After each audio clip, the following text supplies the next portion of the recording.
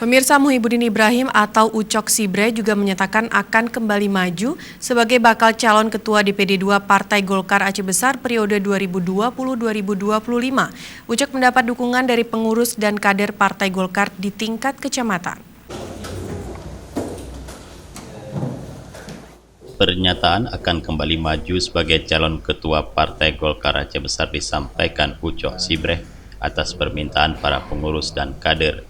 Ucok mengatakan para pengurus tingkat kecamatan di Aceh Besar telah menyatakan dukungan bagi dirinya untuk kembali maju memimpin partai berlambang pohon beringin tersebut.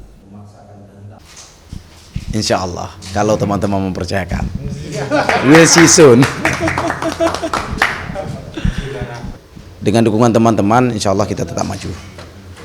Hari ini teman-teman insya Allah sudah memberikan dukungan dan dalam rangka menghormati respek terhadap apa yang telah disampaikan oleh teman-teman, jadi kita sudah menyatakan untuk maju kembali sekali lagi. Kata teman-teman lanjutkan katanya.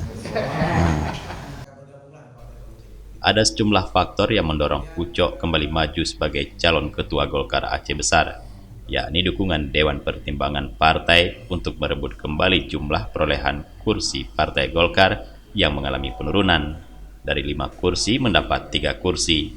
Selain itu, Ucok juga akan mengusahakan pengadaan tanah untuk kantor Partai Golkar Aceh Besar. Ucok juga menyampaikan bahwa DPD 2 Partai Golkar Aceh Besar sangat demokratis dan terbuka bagi masyarakat, khususnya pemuda yang bergabung dan menjadi kader.